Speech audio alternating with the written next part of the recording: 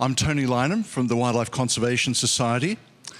Today we are going to learn about how EarthRanger smart and remote sensing tools are helping practitioners to combat deforestation, to promote forest restoration and monitor hunting and other human land uses in forested landscapes. And crucially, these technologies bridge the gap between conservation efforts and decision makers. They can provide robust data that supports policy formulation, enabling communities and governments to design and implement effective strategies for forest preservation and restoration. And additionally, they help to raise awareness among the general public and inspire collective action. So we have 4 speakers today. Unfortunately, Aldrin Mallory from the Philippines couldn't join us, so I'm stepping in to talk about monitoring hunting and human land use in PNG. In the first presentation, we'll take a deep dive to learn about the suite of tools that are available for deforestation and land use, land cover change monitoring. Our speaker for this presentation is Gabrielle Nussbaum from the World Resources Institute. Gabby is Senior Manager for Sustainable Landscapes and Nature-Based Solutions at WRI, where she's worked on the Global Forest Watch initiative for the last 8 years. And she works with governments, local organizations, and other actors to use satellite-derived deforestation data, along with other important data on land change, carbon, and biodiversity.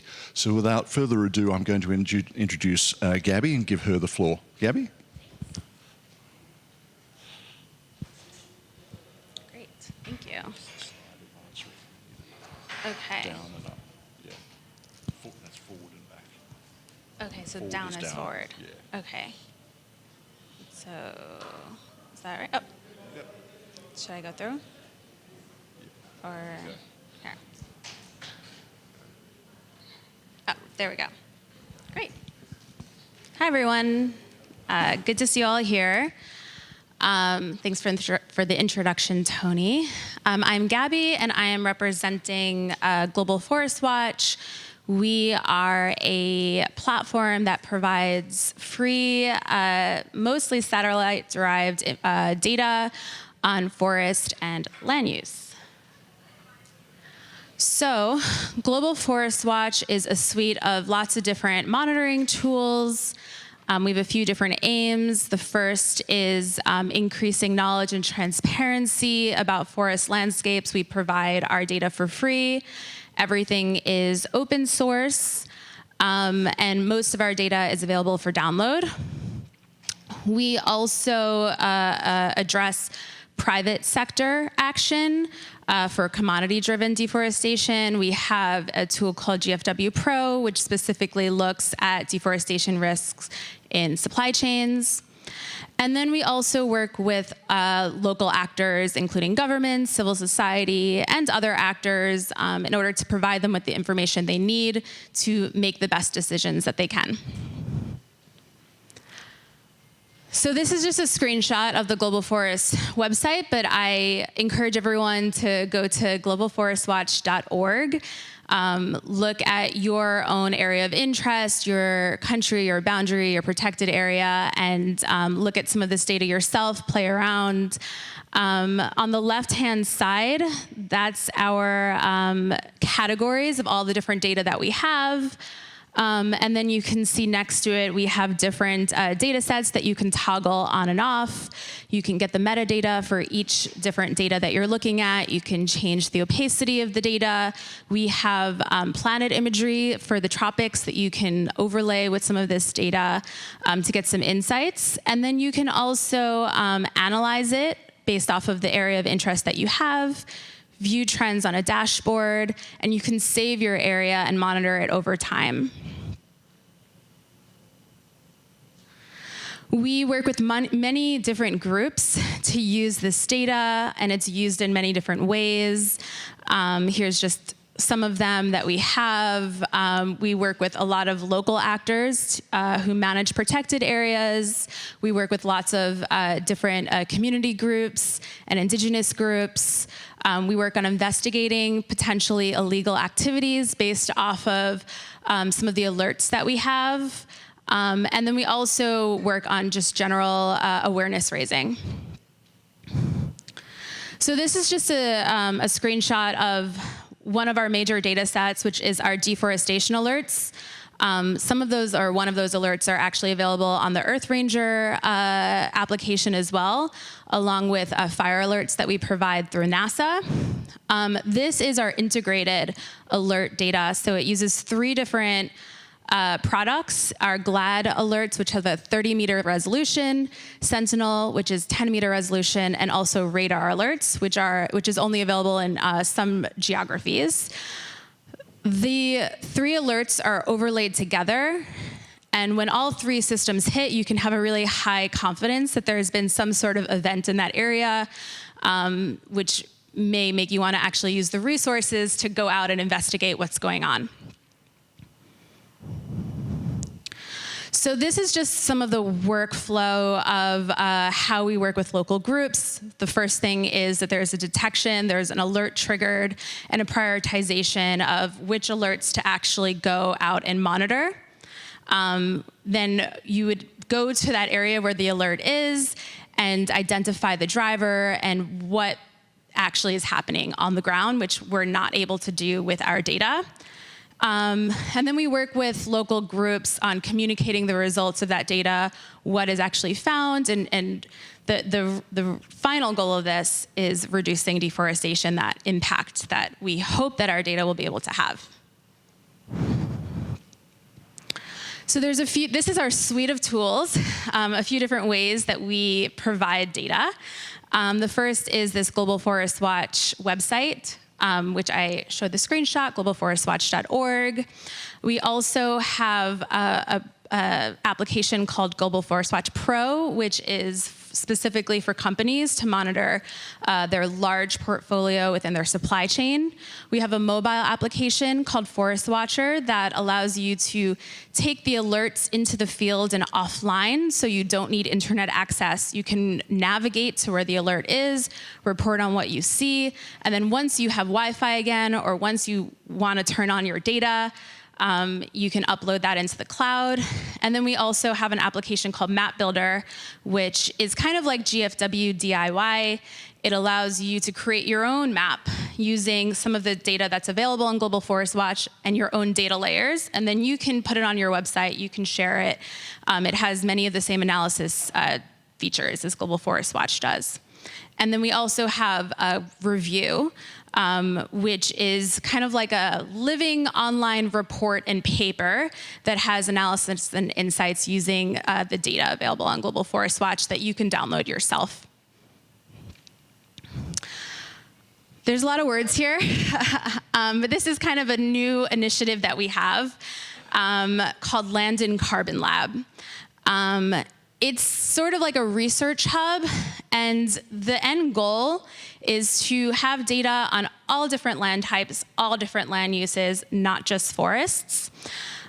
So we're looking at data innovation projects in forests, and we have a lot of improvements we'd like to make on current data that we offer, annualizing some of the data that isn't annualized specifically on gain and net change. But then we're also going beyond forests. We're now monitoring grasslands and pasture extent, and we want to be able to have changes in pasture. We're looking at croplands. We also now can monitor trees outside of forests and gain outside of forests. We currently have can't monitor it yet. We have a data set for 1 year, but we're working on annualizing it, so it will be monitorable. We're mapping natural and non-natural lands to help delineate that, and also just in general trying to map all types of disturbance and conversion. This is just a demonstration of one of those data products. This is our tropical tree cover product that we have. It's now on Global Forest Watch. It was just released a few months ago, but this is the first time we were really able to map where trees are in mosaic landscapes and outside of forested lands. We have this data available for 2020, but we are annualizing it and going back as far as 2017. And it'll show you tree cover across the tropics, in forests and outside of forests. And this is just a screenshot of what that looks like on Global Forest Watch, this data. It's not zoomed in too much, but you can zoom it in to whatever area you are interested in monitoring it, and change the parameters, like filter through the percent tree cover that you're interested as your baseline. And I think that's it.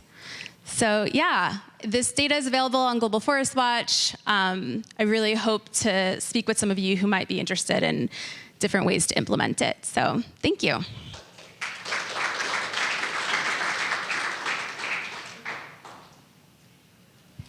Thanks, Gabby. Our second speaker is from the Wildlife Conservation Society Cambodia program, and I'd like to introduce my colleague, Gong Sophalrachana. Rachana is a conservation specialist, and she manages an integrated smart and EarthRanger deployment in Cambodia, which is working to create an early warning system for fire and deforestation. So I'd like to introduce Rachana and ask her to step up here for her presentation. Rachana?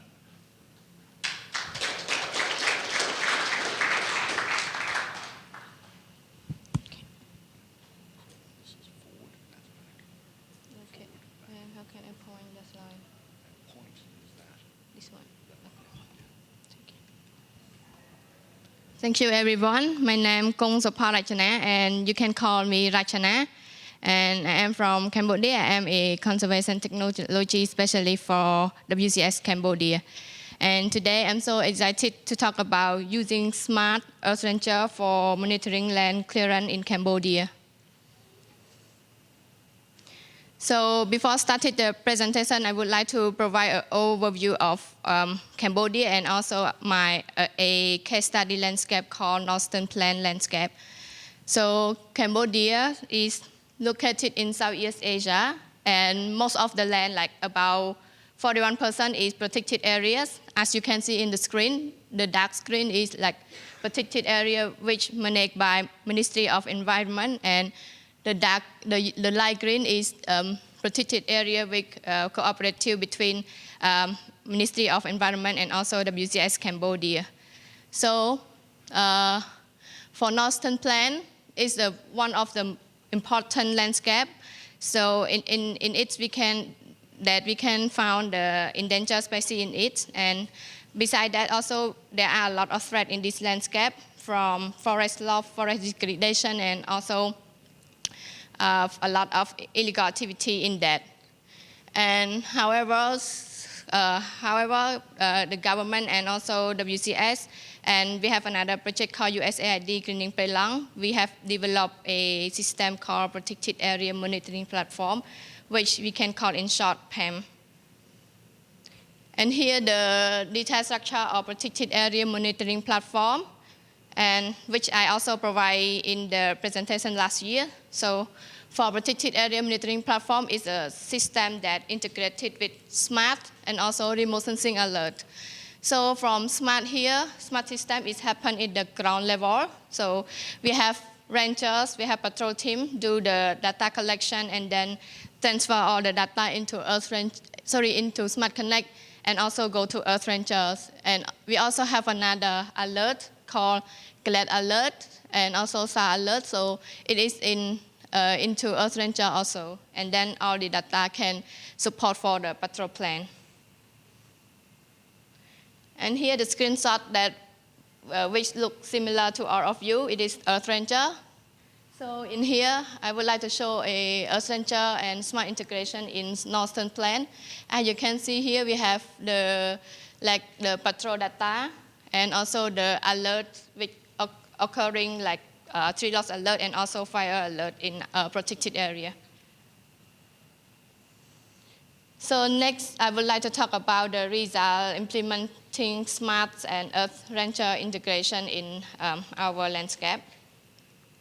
So first of all, I would like to highlight a result from conservation technology, which is we are using for monitoring PES, called Payment Ecosystem Service, with compliance of ecotourism, certain birds, and also the ibis right project. So for these 3 projects, the villager can join these 3 projects in case they are not involved with the illegal activity. So as you can see in the workflow here, our patrol data, which is managed by law enforcement. So they manage and then transfer after get the data, do the analysis and generate a report. So we transfer that to GI team and compliance unit to do more investigation to see who is non-compliant. So in 2022, from the smart data, the compliance unit found that there are 57 cases which is illegal activity that they need to do more investigation. And here another sample result from USAID Cleaning Prelang, which is use tree loss alert from EarthRanger to support patrol plan. So after here, I would like to take an example of a community protected area called Phnom Chop Treksan, which is located in Prelang Wildlife Sanctuary. So Phnom Chop Treksan Community Protected Area got direct grant from USAID Cleaning Prelang during like 18 months. So during these 18 months, they has completed 51 patrol with 79 night patrol and also implement 8 patrol plan. And they also continue to use the tree loss alert monitoring and in this year, 2023, and also now they are supported by Red Plus project. And here's the future expansion plan that we would like to expand with the smart and EarthRanger integration after we get some result from Northern Plain Landscape. So WCA Cambodia plan to expand it like pilot EarthRanger with the Garmin Enrich in Kaisema in the purpose of security. And one more thing, we plan to integrate the synthetic aperture radar called in short SAR into EarthRangers. It is useful for rainy season. And the last plan is that we would like to have camera trap 4G and also the acoustic monitor in the EarthRanger. I think that's all for my presentation. Thank you.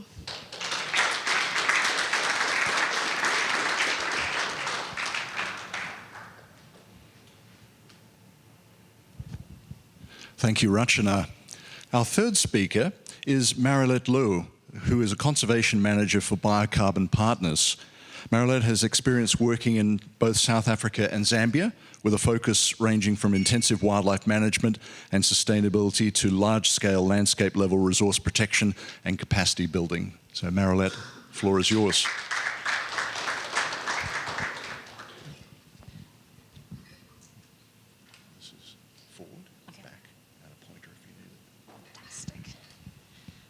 Okay, thank you, Tony. I apologize if my English runs out. I tend to revert back to Afrikaans when I stress a lot. So it's a bit more of a case study in how we apply SMART, as the 2 previous speakers have spoken, and the Glad Forest reports and how that all feeds into a case study within Zambia. As Tony's mentioned, it's a massive landscape we work on. It's about 1.4 million hectares of community forest areas, expanding up to about 5 million hectares. So it's a very large scale. So just a bit of background from Zambia. Zambia has about 40% underprotected areas that ranges from national parks, forest parks, private game owners, and then game management areas, and then that'll include community forest areas. So that is where we focus on, is community forests, which is managed and maintained by the communities and the traditional leadership. Zambia loses on average between 250,000 and 300,000 hectares of its forests per year, which puts it among the highest in the world. I think it's ranked number 3 currently, and that's about 1.8 million hectares roughly a year. So one of the biggest drivers for this is the poverty rate within Zambia. Zambia is, depending if you're rural or a bit more based in the cities, but poverty is between 50 and 70% in Zambia, which leads to being one of the main drivers. So poverty, regardless if you are in a rural or in city-based agriculture, charcoal and firewood follows naturally on poverty. Agriculture then leads to poor agriculture practices. It is a subsistence income. It's not based on proper training. It's opening up clearing a field. Whatever you pull out of it goes back into timber production, goes back into charcoal production, gets sold as subsidiary incomes, and it's kind of got a vicious cycle. That has an effect onto the wildlife industry as well. Wildlife becomes a subsistence poaching for food source, alternative income, which then leads into the pangolin, the ivory trade.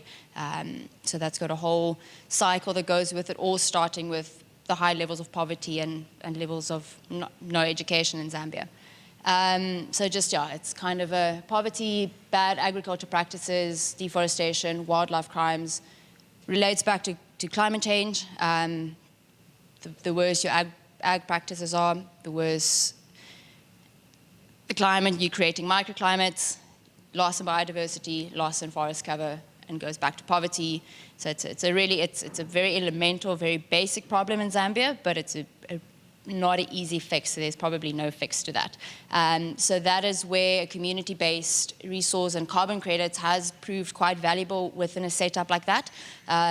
Bringing back funding and support into areas where levels of poverty are so high. So we've taken an approach where we use Global Forest Watch, the GLAD reports, we use firms with the fire, our on-ground patrol teams, smart tracking, spider tracks, community, all of these things together form a pillar and guides where interventions need to be, where they're most needed within community areas. RED Plus models are quite complicated methodology at the best of times, but now you bring into jurisdictional issues, you bring into it government. There is protected areas, gazetted protected areas, there's ungazetted protected areas. So we've taken an approach where if you using all of these tools available on a day-to-day basis, it helps guide where we need to be focusing on agriculture education, where you need to be focusing on fire management education, areas where there's need for boreholes or watering points for communities, which could alleviate either stress from human-wildlife conflict, it'll improve water qualities, it's bringing up schools. So we've taken it's overlaid, and I can't quite show that because it's such a big scale. And yeah, so, but these are all the tools we use that feed into and make proper decisions and adapt our decision-making and help guide government in GMP. So we've got a system called a game management plan. Because most of these areas are not within national parks, we need to focus and help guide legislation where it gets to what can you harvest, what can't you harvest, how much can you harvest, and that's all guided by the inputs we get from the GLAD reports, from the fire reports, we do household surveys that guide where the highest populations are. In a lot of places there's no proper land use planning. So these tools are all used to help guide our land use plannings, which then helps aid our bigger picture within the Zambian government and landscape. And that's, yeah, it's a very brief, it's a very complicated thing, so. That's very nice. Thank you, Marilet. And as I mentioned, Aldrin Mallory couldn't join us today, so I'm slipping in here to give a talk about a project that I'm involved in PNG, which I thought might be relevant. And this project is a partnership between the Wildlife Conservation Society and the Tree Kangaroo Conservation Program, which is run by Woodland Park Zoo. So my talk today is about monitoring hunting and land use in PNG. And I'm going to talk about a really interesting community conserved area called Yus. Yus is the capital letters of the main three river systems that flow through this area. It's called the Yus Conservation Area in the north end of Papua New Guinea. And this is part of a really important, globally important stronghold for wildlife in the PNG highlands and lowlands. So in this project, this is the first place where SMART was implemented in PNG, in fact in any place in Melanesia, so it's a special project for us. So it's a project that's managed entirely by the community, and volunteer rangers are collecting the data using now smartphones, but they started off using these big bricks of PDAs. And the rangers walk around just like this. These are our rangers, and they walk around with a billum and some smoking implements and a lighter and bare feet, and they have their local knowledge, and they're recording wildlife, they're recording hunting and signs of human use of the forests. It's a very interesting and challenging place to be implementing any kind of technology because it's a really remote place. There's no connectivity at all. And the data that is collected and used for monitoring compliance with community agreements that are set up. So the area is about 760 square kilometres, and it's mostly rainforest, tropical rainforest, and there are areas of grasslands, and there's some reef and a marine component to the conservation area. So what you're looking at now is the interface for Smart Mobile, which we adapted for use with the rangers, and they speak Tok Pisin, which is a different language. So we've adapted Smart Mobile for use with their language, and everything is translated into Tok Pisin, as you can see, and all the species and all of the things that are recorded by the rangers are iconized, so it's really easy for the rangers to use. And the data is managed entirely by people that we trained who are community members. And you can see we're in the school classroom here importing data from the devices into SMART, into the desktop, so that it can be run through data assurance, quality assurance, and queries and summaries are performed, and then they produce simple reports that are then shared with the community. And these reports tell the community where patrolling happened, what the efforts were that were made by the different rangers and where patrolling happened, where the gaps are in patrolling. This is a report that's produced from the SMART conservation area there. And this helps in adaptive management and conservation planning. So it helps to identify the range of human activities that are taking place in the conservation area and places that are in need of patrols.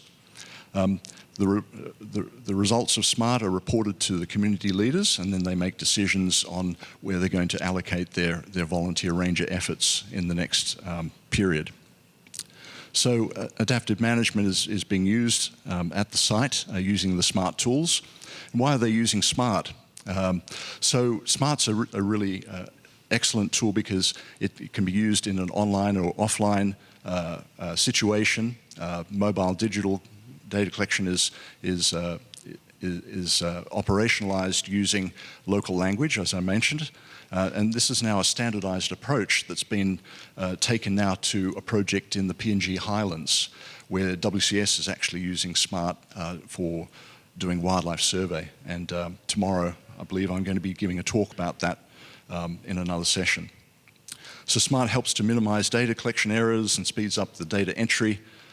It's got a really powerful back-end tool that allows you to do queries and summaries and create reports that helps to get the information in the hands of the decision makers really quickly.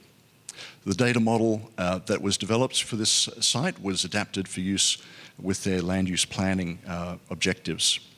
And also another aspect of what the project is doing now is that we're integrating Global Forest Watch into the system through Gundy.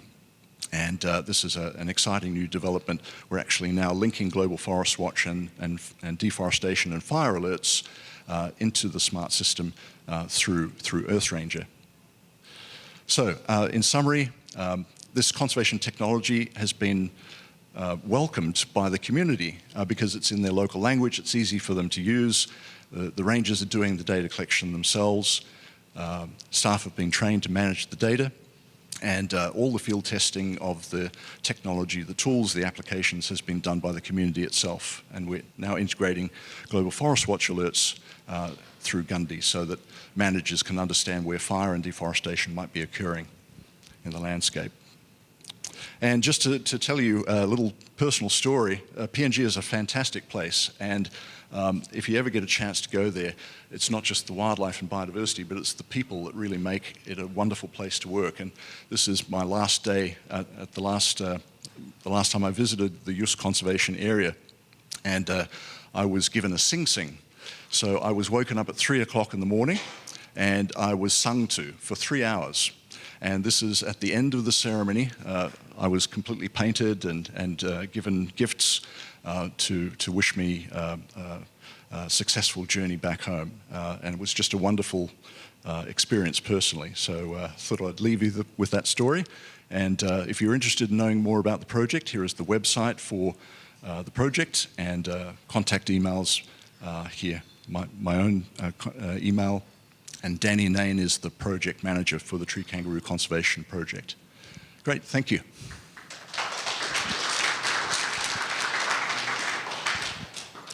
Now what I'd like to do is to open for question time.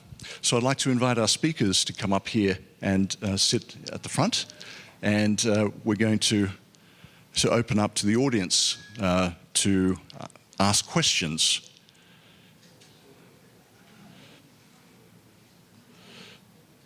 So you're welcome to stay for the next 15 minutes while we have our question and answer session. And please think of questions that you'd like to ask of our speakers, any particular questions for the speakers as individuals or in general. So let's start with questions.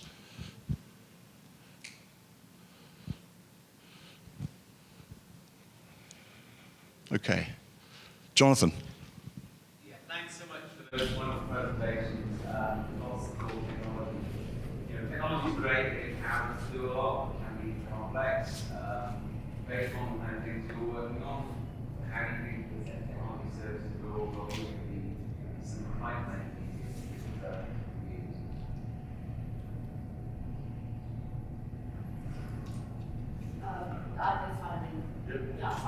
I don't think it's necessarily simplifying the technology, but it's more the training and setting up the on-stream staff and giving them the capability and the adequate training that they can have the time. They don't need the time to analyze and think through. It becomes more experience you come in something, it kind of becomes a feel for it. So you can look at it and analyze it based on past experiences. It's more getting to work with the day-to-day and running through that process, getting a finger to the controller and kind of feeling on how what specific things in the training capacity building time, not necessarily easier technology from Austrian side. Yes, and for us, like we also implement conservation technology in Cambodia with rangers and also with the community. And of course, we're finding some challenges with them. Like example, like rangers, some of them would not completed high school, and also communities, they can't read. So that it is, we trying to provide thousands of class. So, and then we find out that we have to add more like field training. We do on-the-job training with them, and especially we're also trying to configure the, like example, like smart data model. We translate it into Khmer language, and also trying to configure the data model teller in Cambodia context, so that it is useful for them to understand the smart data model, and then it can help them for the data collection. Yeah, this is a problem I think we face a lot at Global Forest Watch as a provider of data and tools. It can often be complex, and there's a lot of data, and how do we know which is the right one to use to actually bring it to people who can use it? A lot of it has to do with collecting feedback and hearing from groups and adapting. We're also trying to move a lot more from data to insights. I think that was one of the reasons we created the Global Forest Review, and we're creating more dashboards and things that compute things and do these analyses for those who need them, who don't necessarily have the technical skills to do them themselves. And trying to make things easier. To Rachana's point, we heard some issues with literacy. So for our mobile tool, we created a way to just make a voice note in the tool rather than having to answer survey questions. So we're constantly thinking about how to do this. Sometimes we get it right, sometimes we get it wrong, sometimes it's slow moving, but I think it's just a matter of continuously hearing the feedback of the challenges and adapting as we go.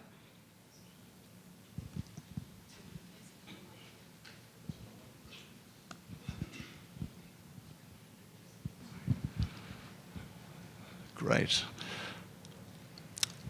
So I have a question for the speakers. So what is the major challenge in implementing conservation technology at your site? And maybe we can start with Rachana. Yeah, thank you. There are a few challenges with implement conservation technology in Cambodia. Last, I mentioned previously that because of the because of the technology knowledge, so you can imagine that only provide the simple training as application in smartphone is the challenge for them, and then we're trying to make it more simply for them. And the second thing is that implement conservation technology alone is not enough. So we need the participant from the government and also the good strategy to implement the technologies and also to make the decision. Yeah, thank you. Marilet, would you like to? I think from our side, it would probably be internet connectivity as our biggest problem. Being third world Africa, we don't have sustainable, reliable internet connectivity. So you might be sitting in an ops room and going through 12 hours of no power, generators start running out, solar panels batteries start running out. So that is probably our biggest issue. We've mitigated around the effects of field teams not having signal, but we still rely on them having to get back into areas with connectivity to upload a lot of the data and then relay some of the data and info back to the field team. So it's a physical internet connection is our biggest struggle. Gabby? Yeah, I would say that when we're dealing with satellite data, probably some of our biggest struggles is just making it into context, which is why local actors' involvement in implementing data is so important. There's a lot of limitations some of the data has. When we talk about deforestation alerts, we don't really know if these alerts are deforestation or not, right? That's only something you know when you go there. We think it could be. and so there's a lot of limitations that we have to think about and that we have to work really closely with local actors to know about because we have our own limitations. And then there's limitations with tech. There could be errors. There could be disruptions. There could be lapses in data. So I think that can often be a problem. And then I think that your problems are also our problems because if there's no connectivity, how can that data be useful at all, right? So that's also a big challenge that we're always thinking about as well. Great. Thinking about the site in Papua New Guinea, one of the big challenges to implementing the conservation technology is having equipment that's durable, and they go through smartphones very, very quickly. So we have these ruggedized smartphones that are produced by Blackview, and they last about 6 months in the environment there because they get extremely heavy use.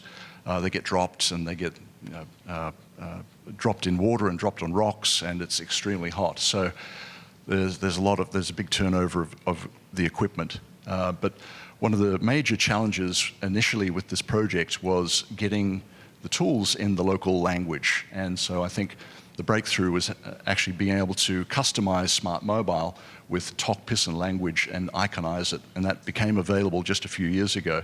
And that really was a game changer for the rangers because all of a sudden they can understand, they can call up a species and they can drop down the list and they can then choose the animal or the bird based upon the photograph that they can see there. And then they can record the human land use based upon Tokpisin, which they can read. So that was a big impact for them. And in terms of the offline-online issue, in our site in PNG, it's completely offline. There's no way of getting any signal there. So some data has to be processed after the patrols.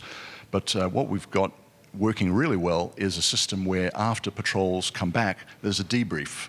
And the rangers come back and they sit down with the leader of the village headman and they discuss the results from the patrol immediately, and they say what they saw, and they report any incidences of human activity and what was involved, and also they report back their wildlife.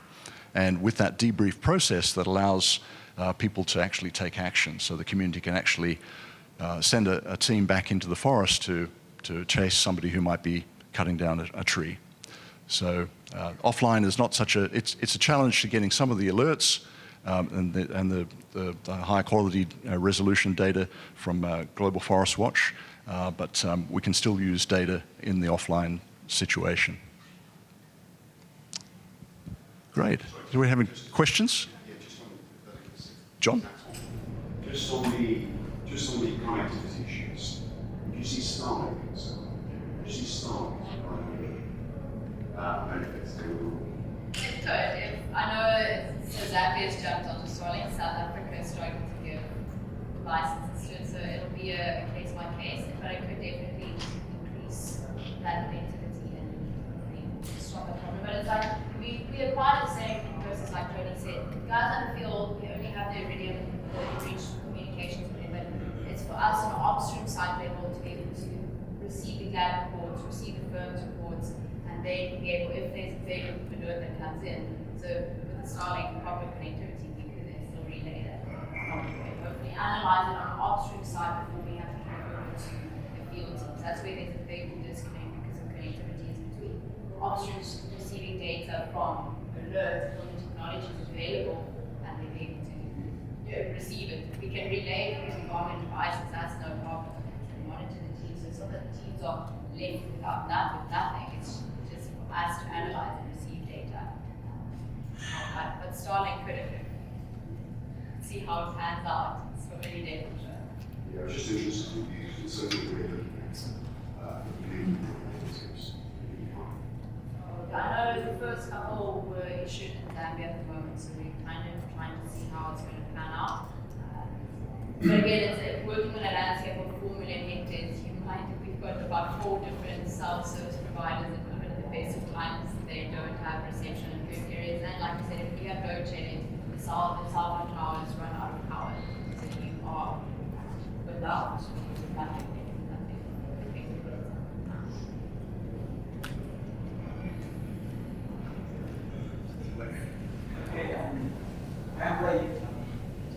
From WSS Cambodia, so I have a question for Gabrielle and Marilet, but might not for Rachana because she's come from Cambodia.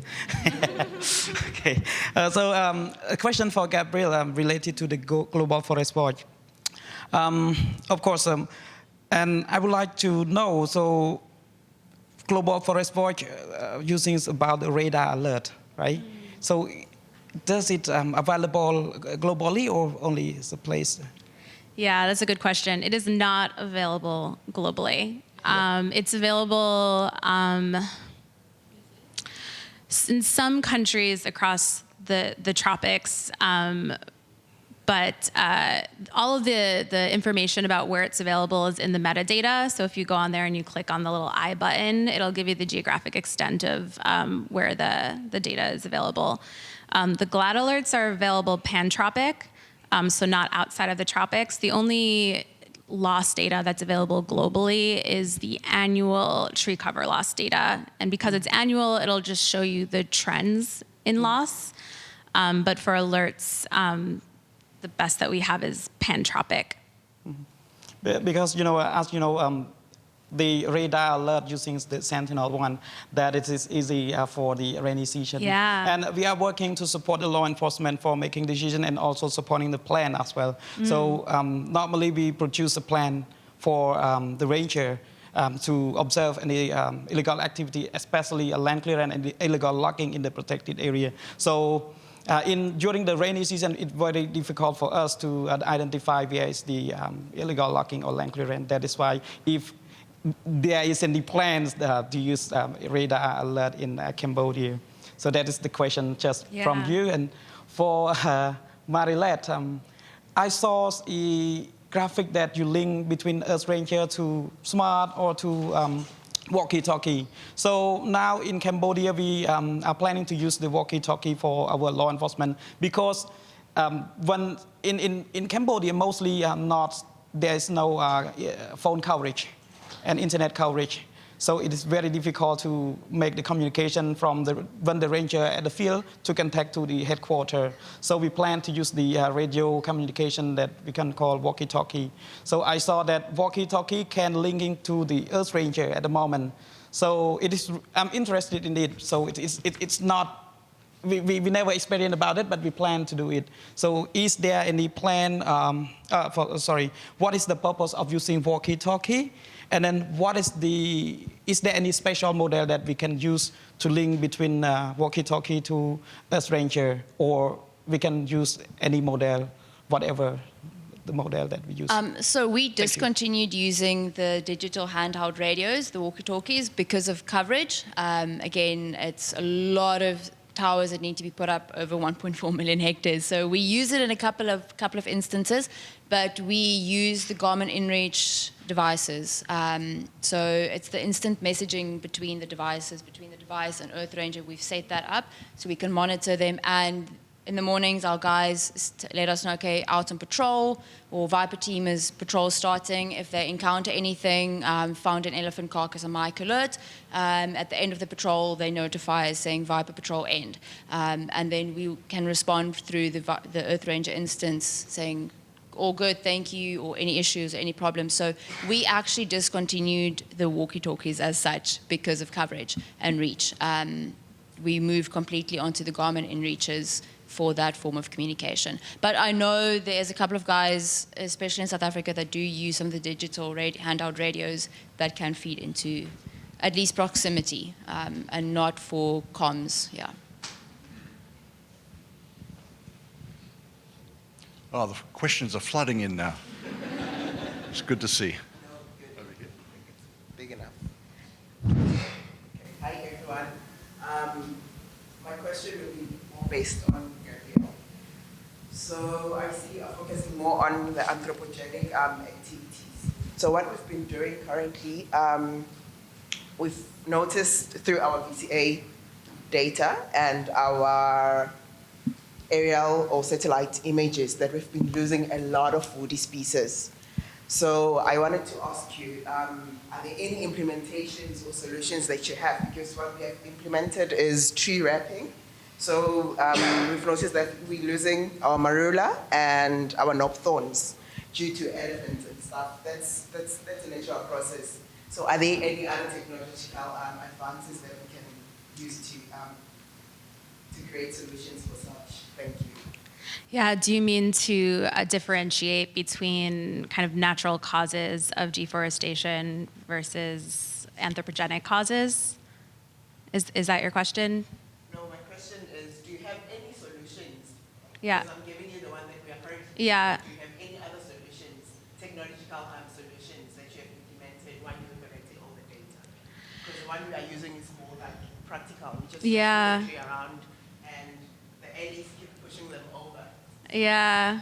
No, we don't. We don't. I mean, we work more on just giving information through satellites, and then we rely on local partners to figure out what solution is best based off of context, especially because our data is, it's scaled and it spans a lot of different areas, and I think that solutions can sometimes be very contextual.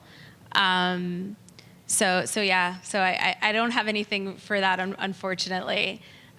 We're still trying to get to understanding whether an alert is deforestation or not, because we're not there yet, right? So we're still working on trying to get closer to what is the driver, what is the cause.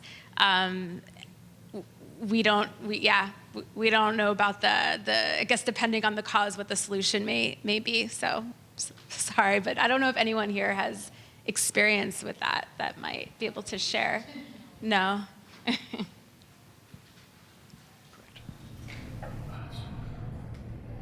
guys. I guess questions for all of you. So we are in the process of setting up a red plus project in Nuances. It's an area we've been considering for a long time, but now we're focusing here on the deforestation aspect.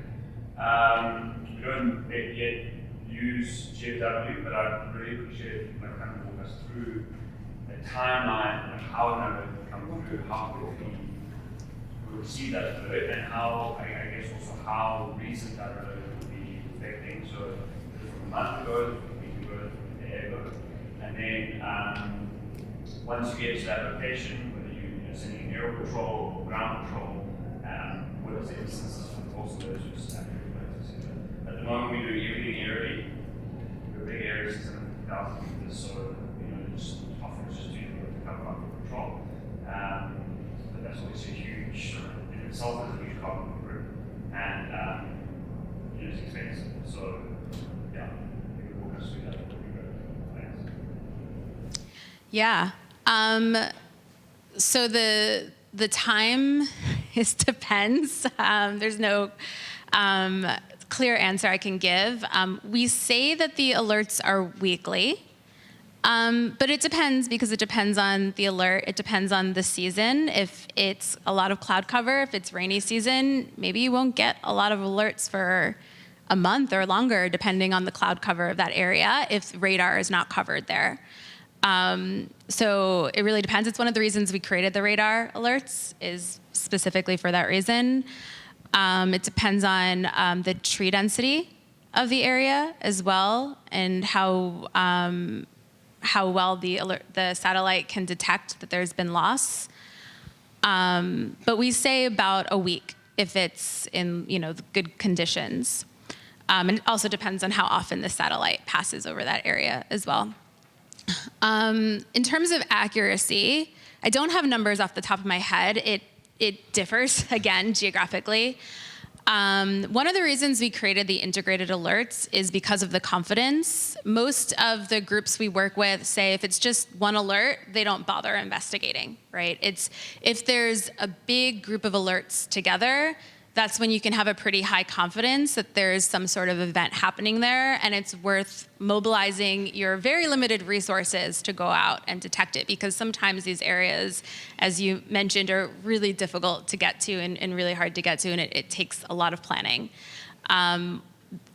Depending on where you are, if multiple alerts work in your location and all those alerts are triggered, you can definitely have a higher level of confidence that there's something happening there. So definitely there has to be a level of prioritization. So that was that workflow that I showed.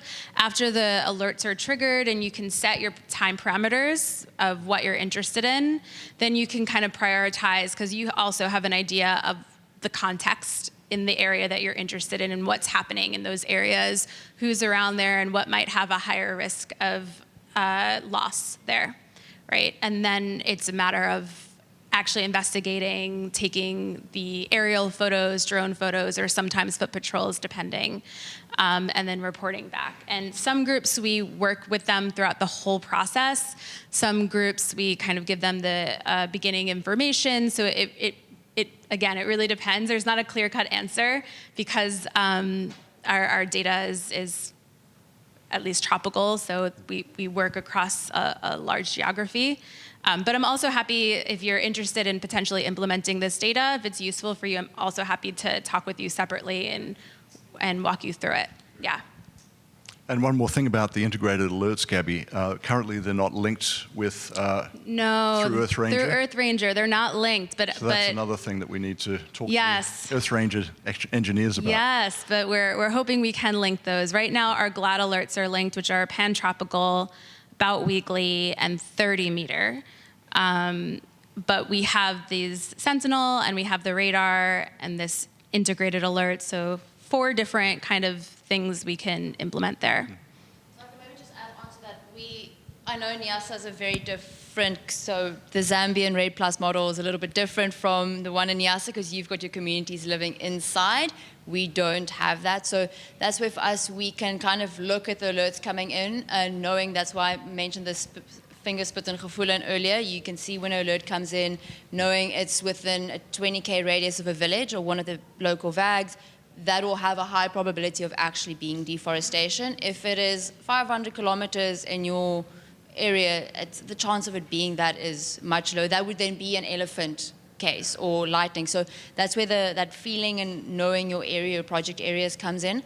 But on the reporting and the verifying of an EarthRanger, and that is something we actually do need to talk about, but how we do it with vultures, for instance, is we have a form that comes up in our EarthRanger instance, and you can say, yes, this was a nesting site we found. So the report that came in is correct. So it would actually be good if we can, from the user side, then verify and say this was an actual, or then it was an elephant case, so it can build on an algorithm on the user side for that confidence on that, which would be fantastic, getting to that point. But just being able to get it in and seeing, and then you have those layovers of the fire reports where your villages are, and having the GLAD reports within your geofences kind of already guides. And that's how we base our activities on. We're not going to spend, like you said, hours of flying, which is expensive, and the whole carbon footprint to go and look at a point which is most likely an elephant case. I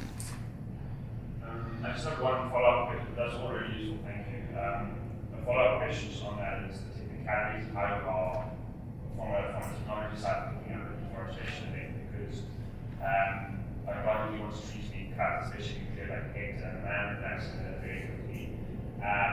So I've still got a very thick foliage on it, and that may take some time for those leaves to dry. Yeah. At what point are you looking at the deforestation? Yeah. I'm not the technical person, so I'm not sure I can fully answer.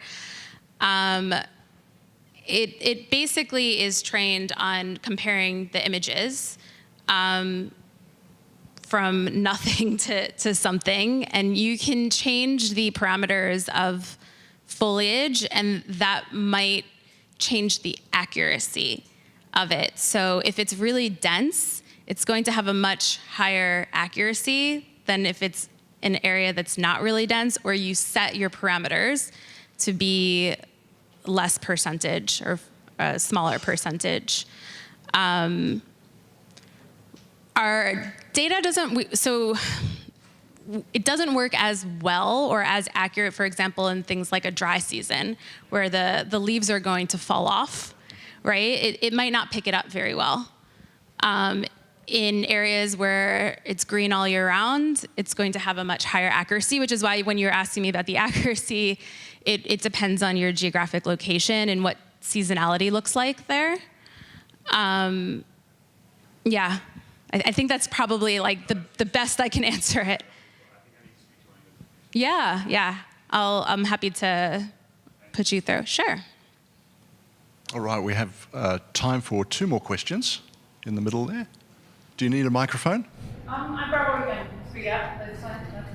I was just wondering if you could elaborate a little bit more on what you use SMART for and what you use EarthRanger for, and how that gets integrated, just in terms of what are benefits or pros and cons of one and the other. Probably like the Cambodia and Zambia applications of it.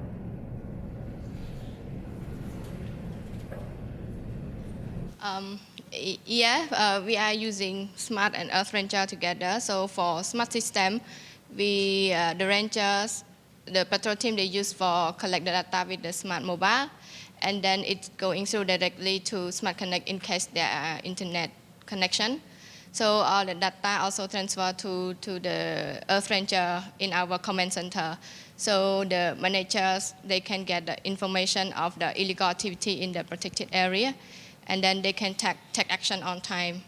And one more thing, we got the GLAD alert, the tree loss alert and fire alert into EarthRanger, so that it is support for the patrol, like patrol plan. We verify all the alert with the high resolution imagery, such as Sentinel-2 or Planet Nightfish, and then propose it as a like target plan, special target into the patrol plan.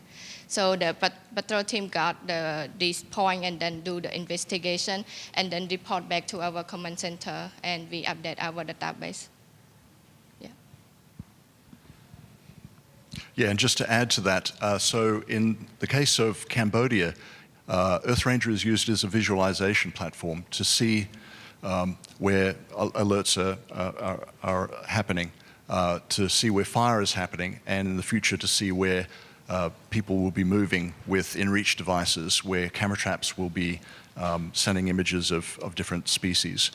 And connected with Smart Connect, integrated with Smart Connect, it's a really powerful set of tools that together can provide much more robust information for managers to use to make decisions. So having the two sets of tools working together and integrated and visualized in the same platform is a really, really big jump for both Smart and for EarthRanger. And we're hoping to have these integrations in multiple sites in other places. Already in Cambodia, the decision has been made to integrate Smart and EarthRanger together in all of the protected areas. And I'm thinking that is likely going to be the case in other places. So it's a case of having the two together, not choosing one or the other, because they complement each other. Great, all right. One last question before we go. Smart and EarthRanger have produced these great tools that allow us to collect data, manage data, and even report data. But the other part of the adaptive management cycle is that we're having difficulty in closing, is getting the managers, getting that information to the managers and getting managers to use that information. So how is that happening, and how can that be improved at your sites?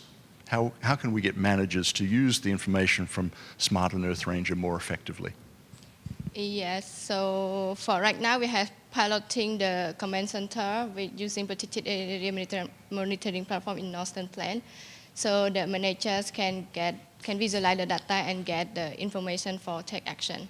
So what is the most important that they need to create the good structures, who's manage the command center, who can get the data and then take action on time in case they get any information.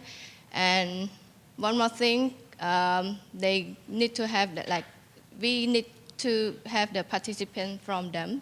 They agree to use the conservation technology for their decision making. And also one more thing is that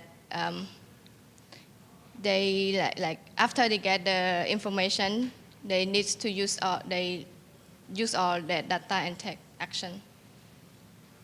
Great. Marilet?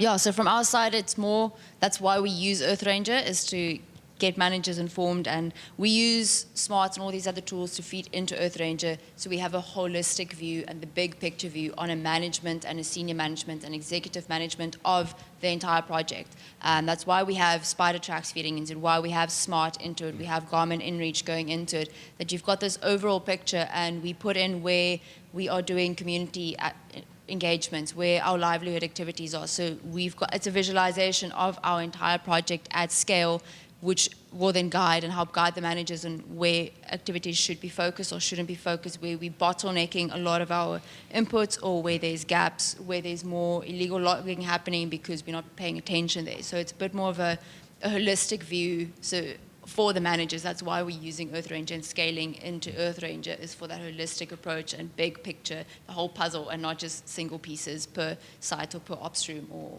as single departments across the company. Yeah. Gabby? I don't really have a site that implements EarthRanger or SMART, implementing GFW data across many sites. But I think, yeah, it can be, it's definitely a challenge to get tools and data into the right hands and to get people to use it. I would say that, there really just has to be buy-in from the get-go. And I think part of it as well is having and creating something that's useful, listening to feedback, making something that could be used in different contexts or in specific contexts. From our side, because what we do is very different than them, right? It's a lot of listening. It's a lot of information collecting about these challenges, about these different contexts, and then using that to further our own research or further our own products, and hoping that the next round will be an improvement on the last for many people. Great. All right. Well, ladies and gentlemen, thank you very much for joining the session.